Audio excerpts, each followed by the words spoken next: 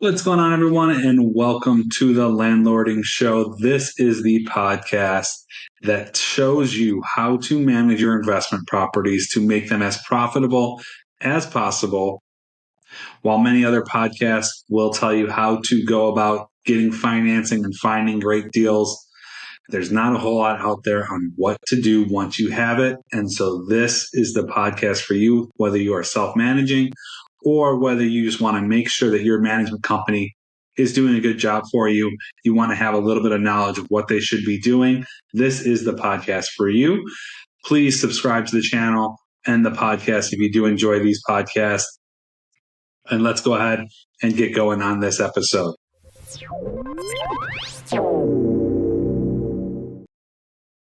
On today's episode, this one is a little bit more of a mindset episode. I wanted to talk about cash flow. And a lot of people you're talking to right now in the real estate world are talking about how cash flow is dying, it's dead. The world we're living in right now, you can't burr your way out of it anymore because interest rates went up. And things were very easy when everything was 2% interest rate. You refinance, you take money out, you take care of your capex projects, and you keep going.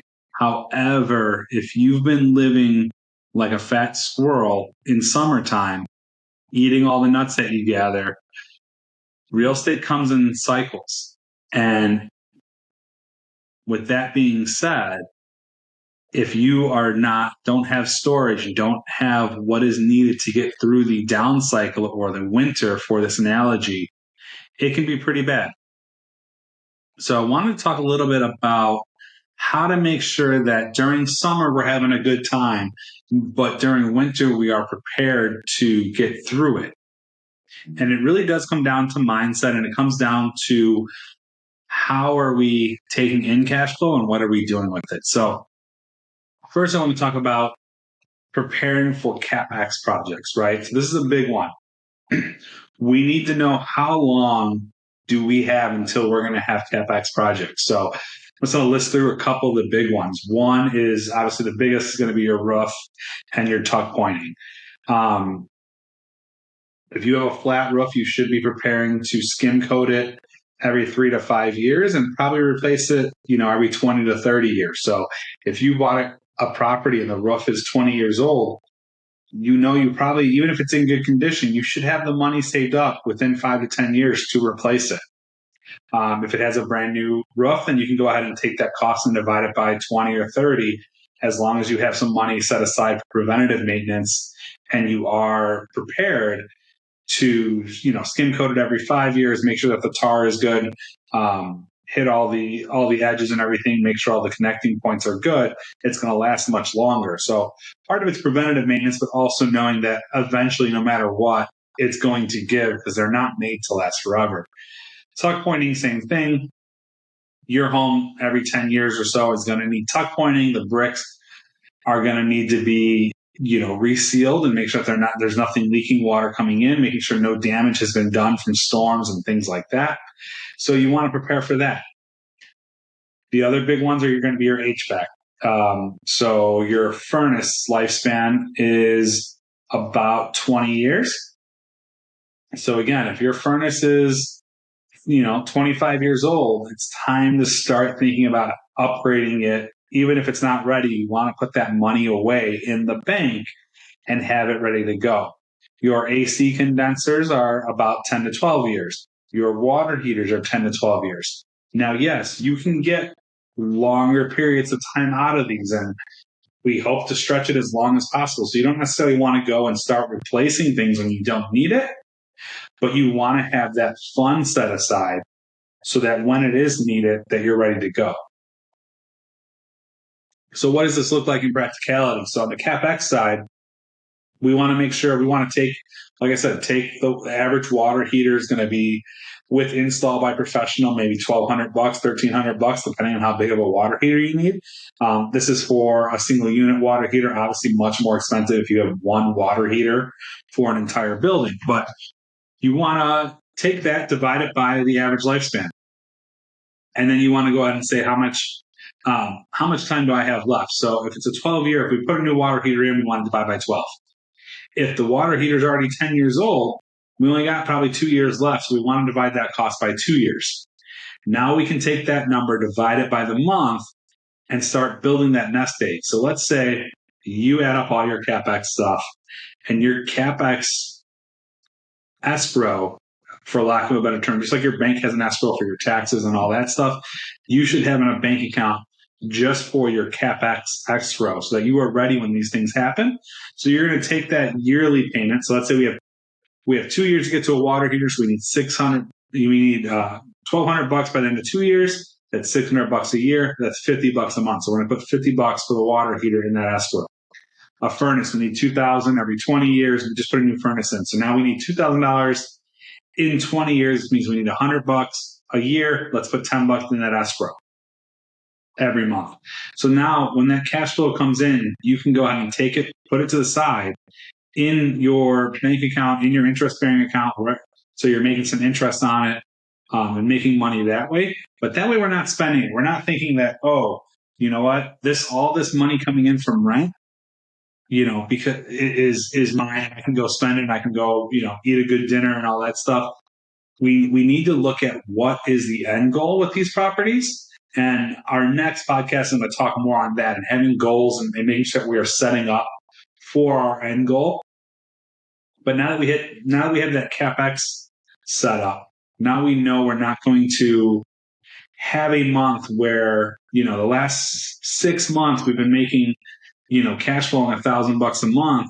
All of a sudden we need a new roof and we're cash flowing negative 20,000. And we're going to look at it as that's a really bad month. But if we were saving up that money for the last 5-10 years, that month doesn't phase you. And it shouldn't be a surprise. We know roofs are going to fail 25, 30 years, depending on what kind of shingles and all that stuff. We know water heaters are going to fail around year 12. Now, yes, you might get it to year 20, but if you already have that fund set up and it's already in there, you're ready to go. And your interest is probably going to help you keep up with inflation anyway. So even if it doesn't get replaced to year 15, you now have that money ready to go and you're not at a loss of how to do these repairs. Now, beyond CapEx, especially if you are in a C-class or a D-class area or somewhere where we're not sure that rent's going to come in all the time, even if you have CHA, or Section 8, there are going to be periods where money's not always coming in, and we want to have something set up for that. So there's a lot I don't agree with Dave Ramsey, but I did follow him, especially in my younger years, and built a financial base before expanding it, and then realizing that if you're responsible, you can use debt in a good way to make money. But if you're irresponsible, debt is probably one of the worst things you can get involved with because it can swallow you alive. Interest rates can eat up any kind of profit you have, all of that stuff. But if you're responsible, I think you can make a lot of money using good debt. But especially for younger folks, Dave Ramsey is a great way to sort of get your basis, make sure you are financially set in the mindset way. And then from there, you can build on and learn more about how to use good debt to make more money. But with that being said, we want to make sure that we have a reserve that is set up to cover 3 to 6 months of expenses. And this is if tenants stop paying. If tenants lose their job, they don't pay. If we have to evict a tenant, if the government goes out of business, we were just in June. We were this close, very, very, very close to losing out on Section 8 money because Congress couldn't pass a budget. If that would have happened, Section 8 would not have been paid until they resolved that issue. So we need to have a property reserve that can cover us come times where a tenant doesn't pay. So this is something, and it's funny because mortgages actually do force you to have this. They actually look at reserves to make sure that you have reserves. And people oftentimes will show that they have the money in the bank, and then as soon as they buy the property, they don't need it anymore. They go and spend it on their lifestyle and buy their Gucci bags and all that stuff. If you're trying to build generational wealth, you need to make sure that you have that base that is going to support you when things get bad. So if we have 3 to 6 months And really, in Chicago, an eviction can take 8 months, 10 months. So we should have 6 to 8 months of the expenses that we have on mortgage payments and things like that put away. And we can put it in the same escrow that we just talked about for capex. We can, use it somewhere else.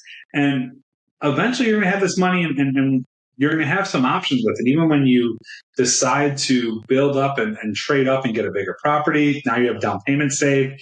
If you are burning out, you'll have some money that you can use to help with that process. So there's some different things you can do. We always want to have that base prepared in case we need an emergency, in case a pipe bursts in the middle of winter, things like that. We need to have that set up so that we're not in a panic. Because the second you're in a panic, you start making decisions that are going to cost you a lot more money. So, for instance, I'm seeing a lot of people that have something go wrong where now they need to refinance because they need to pull cash out because they can't pay their mortgage because their tenant stopped paying. But now they're losing their 2% mortgage, which makes the property a great cash flowing deal. They're having to go to a 7%. And it's going to take years for them to start cash flowing again because rent isn't keeping up with the amount that interest rates are going up. So the burst strategy is sort of being hurt right now just because of the interest rates. And if you have to do that to cash out, to cash flow, you're going to be hurting. So we want to make sure we have that base, we have that reserve, and we're able to pay for emergency repairs, pay for our capex stuff like we just talked about, pay for our mortgages and our normal standard things that we're doing every month, whether that's cleaning the building, lawn care, all that stuff. We got to have that built up for 6 to 8 months because that's going to allow you to make good decisions. And it's going to allow you to evict the tenant that is a problem versus letting them stay there because you're scared that if they stop paying while you evict them, that you're gonna fail paying your mortgage. Now that tenant is selling drugs out of there, is destroying the place, and you're letting them stay because you don't have the money to make the correct decision and get them out of there. In the long run, you're going to lose. Real estate, there's going to be times where over a stretch, whether it's 1 month or 3 months or 6 months, you lose in the cash flow game. But over the long period of time, 5 years, 10 years, 15 years, 20 years, is when you're going to make a lot of your money. Much more of your money is going to come from paying down your mortgage. And just to reiterate how that works, every month your tenant pays you rent, you pay your mortgage, your principal goes down. Now, when you go to sell, that principal, instead of going to the bank, is going to you. So you're making money that you were able to get this asset with only 20% down, or even less, depending on how you did it, if you house hacked or however. You were able to get this asset. Now we want to bring that down, that debt down, so that we're not paying A, as much interest. So now we're making more money, and B, so that when we go to sell, that money's coming to us. Because if we bought a $300,000 property and we put $60,000 down, we owe the bank $240,000, and we sold it right away, well, we're not really making that much money. But if we pay the rent for 5 years, and we bring that payment down to $200,000, now there's an extra $40,000 when we go to sell that is our profit, and we can take that money and go buy a bigger building or continue our investing however we're going to do at that time. So that is something that is huge, is making sure that we're paying down the mortgage and we're not increasing our debt by having to pull money out to sustain. So by having that funds, we're going to be able to save money and to basically have this bank account and this account that is gaining interest, and we'll actualize it when we sell the building. The last thing I want to talk about, or second to last thing, one is taxes, especially in Cook County. We're in Chicago here, but if you're in a blue state, taxes are always going to go up, property taxes. So one thing is we always want to challenge them, and we'll talk about that on a different episode of how to do that and all that stuff. But we always want to be trying to challenge them, make sure that they're good. But they're always going to go up. So again, having that, it's just another reason that having that money ready to go is going to be so much better, because when the taxes go up, yes, you're going to raise rent, you might not have your lease renewal for another 6 months. So we want to make sure that we have enough to cover that payment, make that payment, and then we can recoup it after we raise the rent. And lastly, I just wanted to talk about the real estate cycle. And again, I'm going to bring back the fat squirrel in the summer, right? This is my new favorite analogy. If you are a fat squirrel in the summer, meaning that when things are good, you're taking all your cash flow because interest rates are low and rents are high and maintenance is low, and you're taking all that money and just using it as profit and not storing it for when things get bad. Because real estate, no matter what, you can go back 300 years and real estate's always in cycles. It goes up, it goes down, it goes up, it goes down. We need to be prepared for the bad cycles because you don't want to have to sell during a bad cycle because all that money, all that forced equity you have, right now we're going through a time where interest rates are high and the property values are starting to go down a little bit. This isn't going to last. It's going to be 2, maybe 3 years, hopefully less. And all of a sudden, prices are going to shoot back up. And now instead of having to sell for a loss, you could sell for a big gain. But that only works if you have your nuts stored and you're the squirrel that stays skinny during the summer and is ready for winter to eat. And that's the best way to invest in real estate.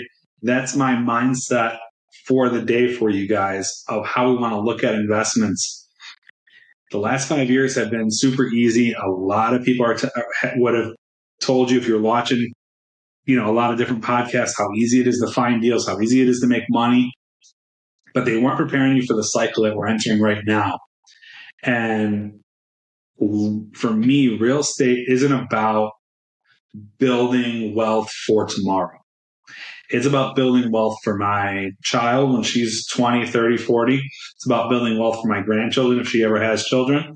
And real estate is that vehicle that can make your family, instead of, Rockefellers have a bunch of real estate. In Chicago, we have the Wirtz family. We have a lot of these different families that have a ton of real estate.